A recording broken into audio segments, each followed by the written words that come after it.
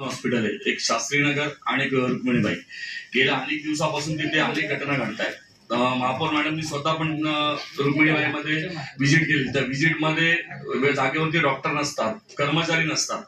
त्यानंतर जे आपण गोळ्या आणि औषधं जी आपण देतो तर ते नागरिकांना बाहेर न आणायला सांगतात. त्यानंतर रुक्मिणीबाई दवाखान्यामध्ये अशी घटना घडलेली की 2.5 वर्षाचं बाळ होतं. त्याला एक इंजेक्शन दिलं. इंजेक्शन दिल्यानंतर त्याच्या शरीरामध्ये एक सुई राहील.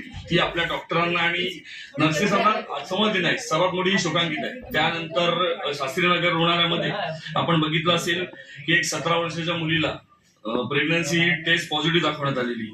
तर अशा ज्या घटना घडतायत तर वारंवार आपण प्रशासनाला सांगतोय, पण प्रशासन याच्यावरती गांभीर्य कुठलंच घेत नाहीये. आपण त्यांना सांगितलं तर ते आपल्याला सांगतात की आम्ही अहवाल घेतो, अहवाल घेतल्यानंतर त्यांची सगळी शहानिशा करतो, माहिती घेतो, पण अजून कुठल्याच गोष्टीची त्यांनी त्यांच्यावरती कारवाई केली नाही. त्यानंतर आपण करोडो रुपये खर्च करून जे 11 अँब्युलन्स घेतल्या, अँब्युलन्स घेतल्यानंतर पण तिथे कल्याण डोंबिवली महानगरपालिका क्षेत्रामध्ये कोणाला घेऊन जायचं असेल तर तिथे पैसे मागितले जातात की 1500 रुपये तुम्ही द्या तर तुम्हाला आम्ही तुमचा पेशंट घेऊन जाऊ. अशा सगळ्या गोष्टी ज्या घडतायत तर त्याच्यावरती प्रशासनाचा कुठलाही आळा नाहीये. तर प्रशासन याच्यावरती काय करणार आहे, काय कारवाई करणार आहे तर ती प्रशासनाने मला सांगावी.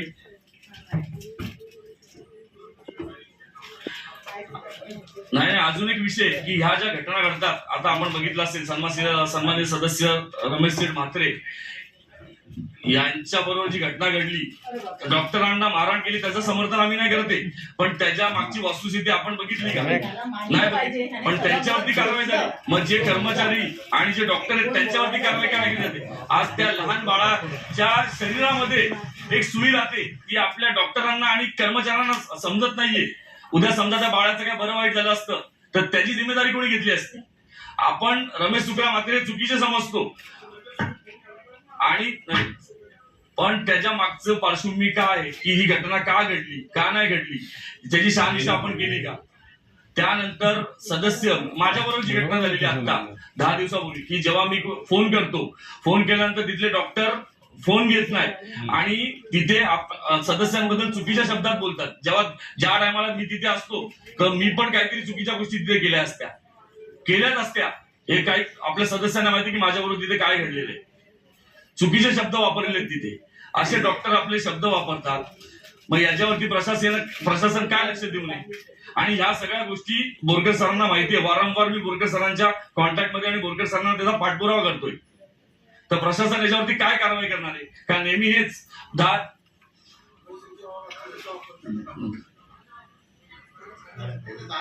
माहिती आहे सगळ्यांना. अशा सगळ्या गोष्टी होत आहेत, त्याच्यावरती प्रशासनाचं कुठलं लक्ष आहे का? आणि कारवाई झाली पाहिजे. आपण आज परत 8-10 दिवसांनी रुक्मिणी झालं, शास्त्रीनगर झालं, इथे सगळ्या गोष्टी अशा परत घडणार आहेत.